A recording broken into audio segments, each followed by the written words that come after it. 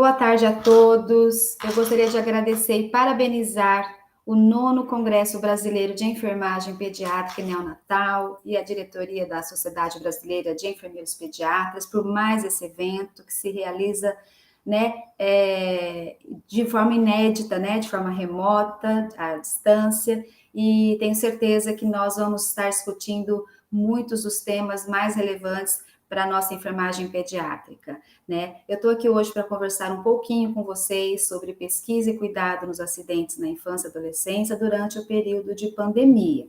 Eu sou Maria Angélica Marchetti, sou professora do Instituto Integrado de Saúde da Universidade Federal de Mato Grosso do Sul, líder do grupo de pesquisa Laboratório de Estudos e Pesquisa e Intervenção Familiar, e junto comigo temos outros pesquisadores e também alunos de graduação, de mestrado, de doutorado, trabalhando numa pesquisa que vamos conversar um pouco aqui com vocês hoje, né?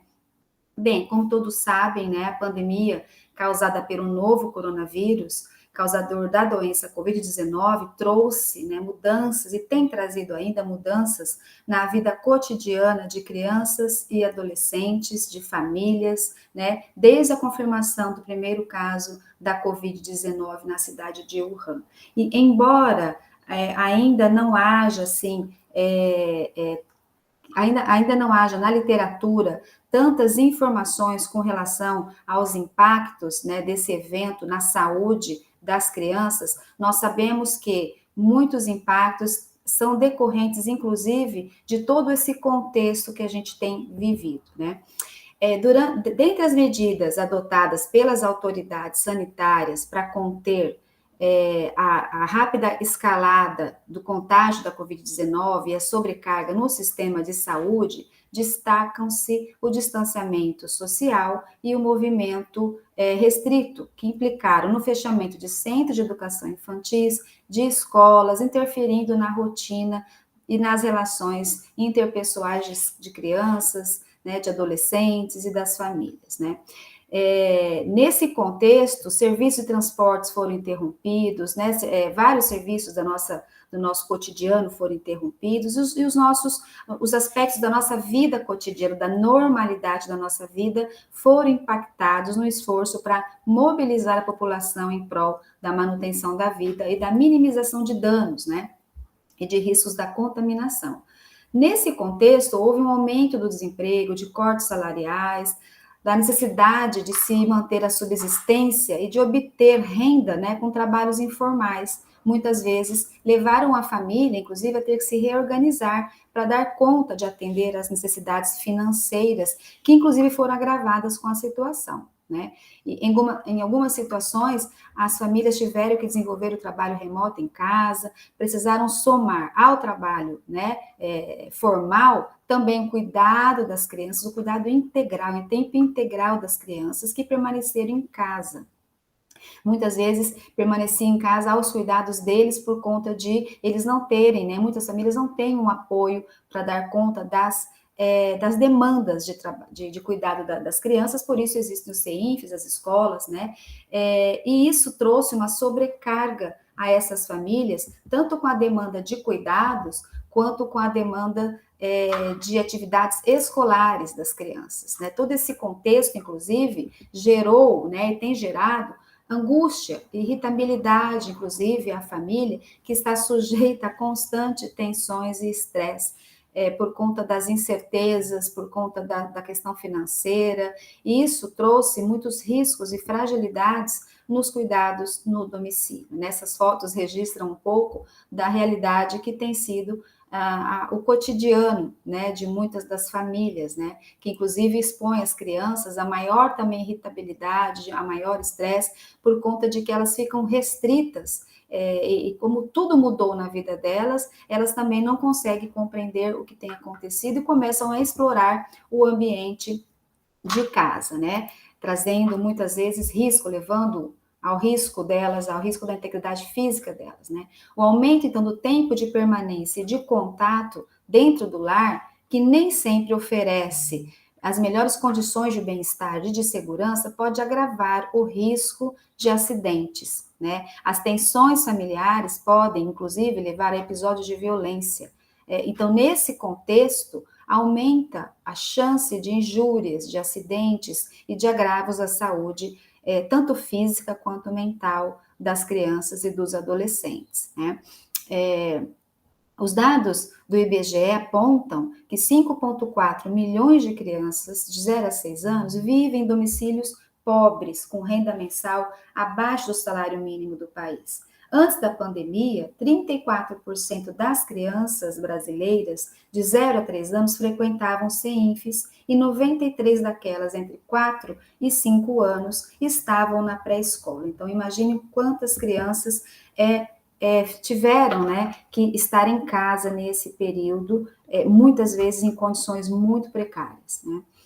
Nós, então, diante de uma realidade modificada nas internações das crianças, nos nossos campos de atividade prática e estágio, nós nos deparamos com um alto índice de acidentes domésticos, né? De crianças que tinham caído, de crianças que tinham se queimado, e eram acidentes muito graves. Somado a isso, muitas reportagens sensacionalistas, né? De acidentes e de morte por acidentes na infância, no nosso contexto.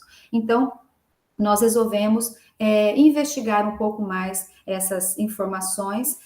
Naquela ocasião, ainda por conta de querermos conhecer um pouco melhor, nós não, porque a pesquisa ainda não estava no comitê de ética, nós fizemos um levantamento inicial de reportagens que nós vamos estar mostrando um pouco aqui para vocês. A professora Marisa Ferreira Luizari, a professora Fernanda Ribeiro Marques participam desse estudo junto com outras alunas de graduação, de pós-graduação, né? Nosso objetivo, então, inicial foi identificar a ocorrência de acidentes com crianças e adolescentes no estado de Mato Grosso do Sul, que foram noticiadas por meio da comunicação digital, né, nesse período de pandemia, de isolamento social imposto pela pandemia da Covid-19, né?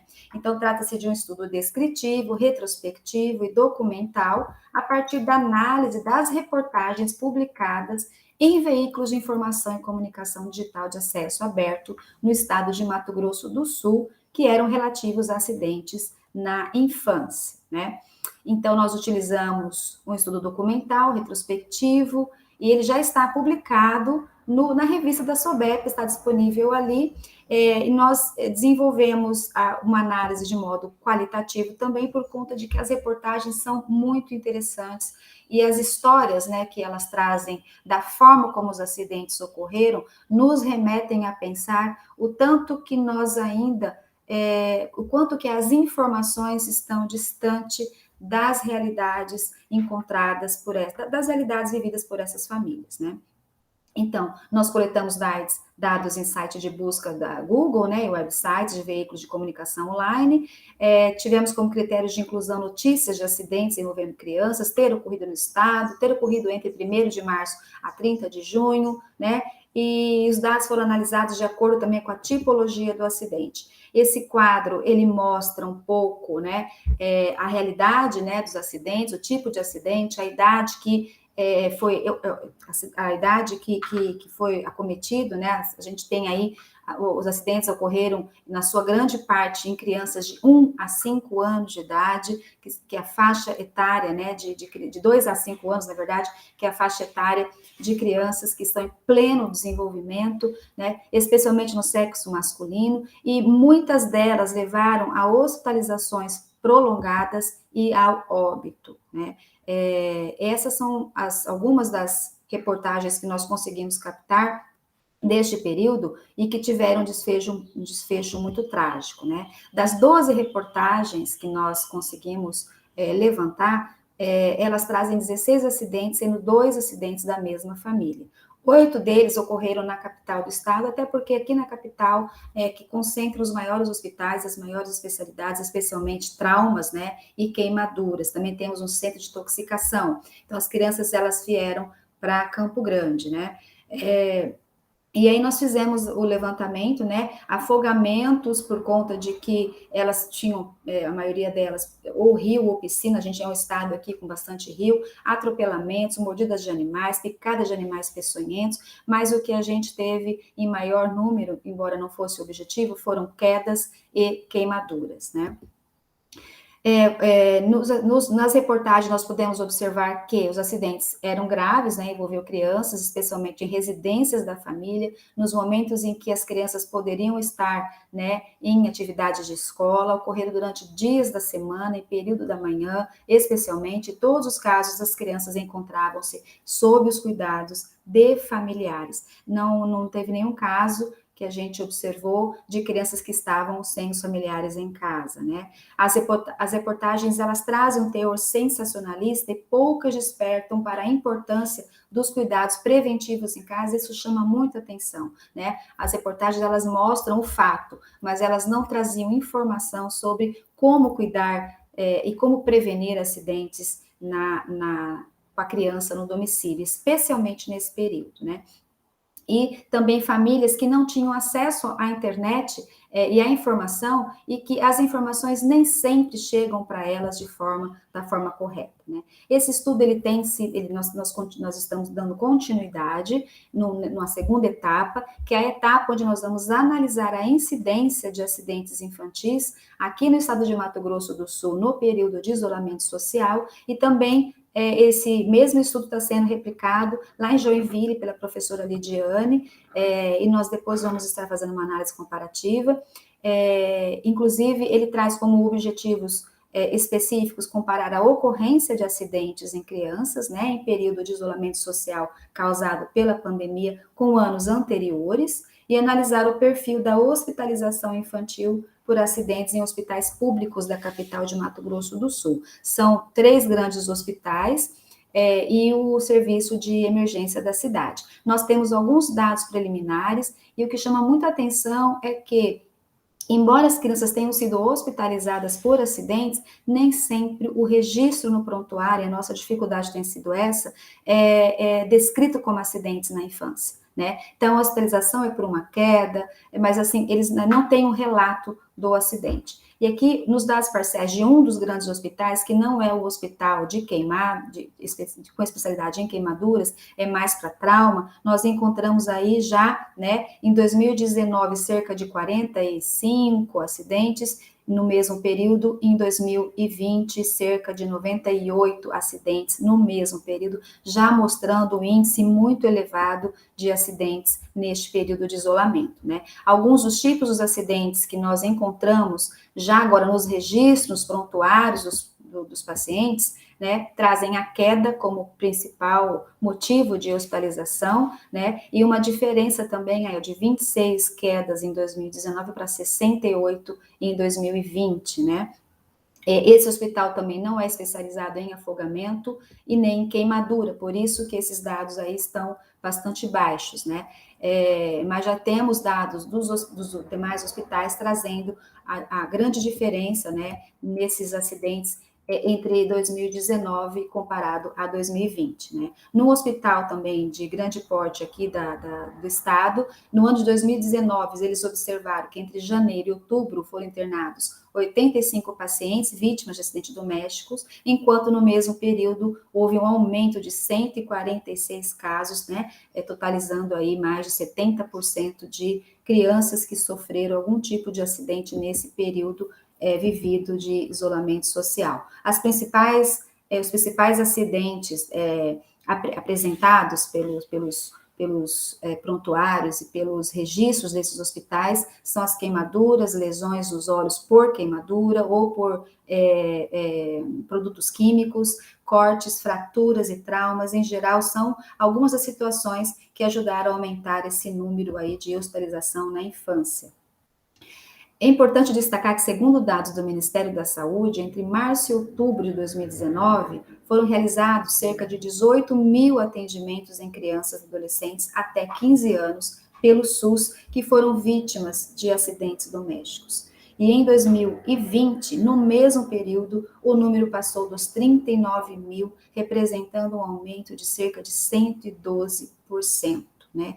E a gente tem que se questionar, né, o quanto que, então, todo esse contexto de pandemia desafiou as famílias a estarem em casa, trabalhando e dando conta dos filhos, muitas vezes e é o questionamento que a gente tem que fazer, com qual apoio, né? Com que tipo de apoio elas puderam contar. A gente vinha, que eu trouxe só um dado do material de criança, da Criança Segura, que é uma instituição interessante, que traz que a gente já vinha numa decrescente, né, de índice de mortalidade, com uma redução de 46%, 0,42 de acidentes entre 2000 e 2018, né?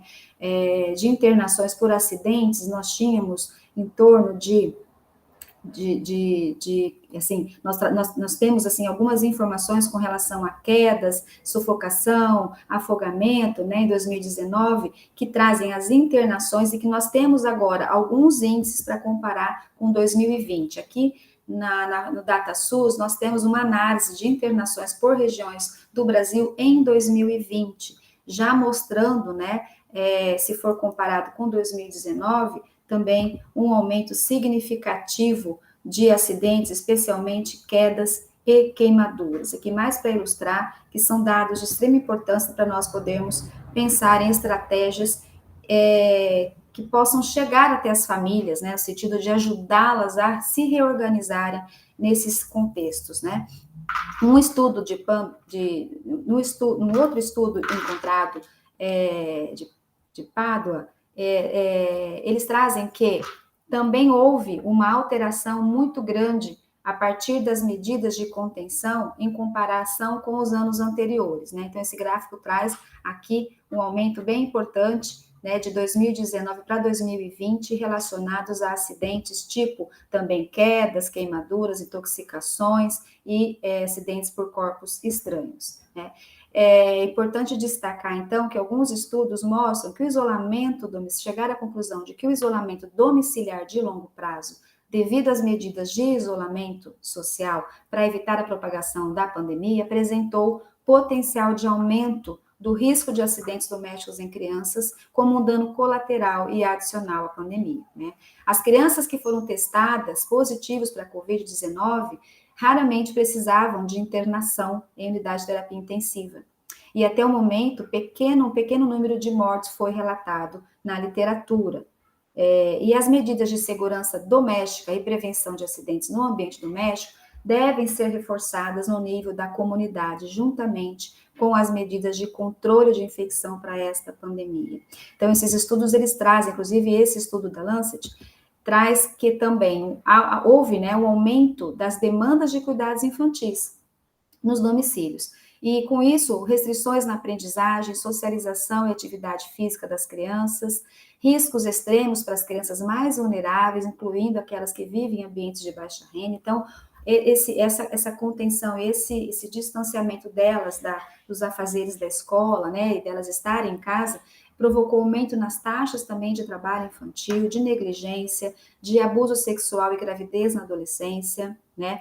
O estudo trouxe também as dificuldades de muitas crianças retornarem à escola, muitas abandonaram a escola, a dificuldade de socialização e de ressocialização dessas crianças no ambiente escolar. Eu moro do lado de uma escola e assim que as escolas foram abrindo, né, as crianças retornaram de um modo assim, eu escuto muito a dinâmica da escola, então são crianças que estão o tempo inteiro correndo, gritando, né? Então, houve, assim, uma mudança com relação até ao comportamento e a socialização das crianças, que agora a gente precisa pensar em estar retomando, né? Falta de acesso dessas crianças à merenda, à segurança, à vacina, serviços, né? E além do prejuízo à saúde mental e aos riscos de estabelecer hábitos perigosos com relação especialmente aos adolescentes que permaneceram mais tempo diante das telas, né?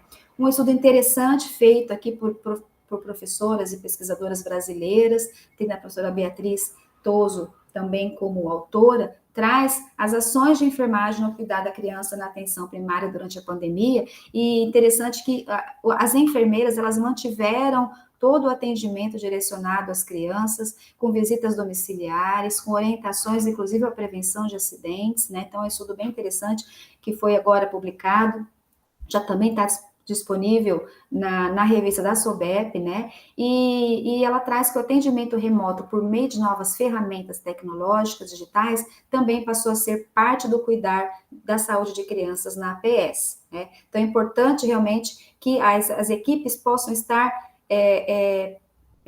assim, tomando a iniciativa de ajudar essas famílias na prevenção dos acidentes. Algumas considerações para a gente pensar depois na discussão, né? A maior parte das ocorrências acontece em comunidades carentes e vulneráveis. Nós temos agora já muitas publicações em mídias com vídeos de como prevenir acidentes, com notas, com material educativo, mas também há muita fake news, né? Que as famílias muitas vezes elas deixam de acreditar por conta das fake news, e isso traz uma insegurança, né? Então, que segurança nós temos via online, né? Como que essas informações têm chegado às famílias?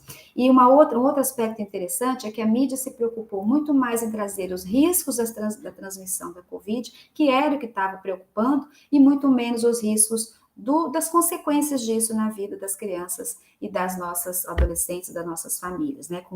Com relação aos riscos domiciliares e da saúde física e mental das crianças nesse período, né? E outra consideração é que os serviços de atenção à criança e adolescente muitas vezes não registram o que de fato aconteceu com a criança no domicílio. Aqui alguns dos materiais que nós encontramos já publicado, né? O da Criança Seguro, do Ministério da Cidadania, e também o da Unicef, né? Além do nosso, da SOBEP, que está disponível já antes da pandemia, inclusive, né? E enquanto SOBEP, enquanto enfermeiras, pediatras, nós temos um importante papel no apoio a essas famílias e na proteção das crianças, especialmente frente à imprevisibilidade que é o contexto de pandemia e do isolamento social. Obviamente que as autoridades tomaram as medidas que consideravam importantes para proteger a saúde da comunidade, da população, em especial dos idosos, mas também das crianças. Entretanto,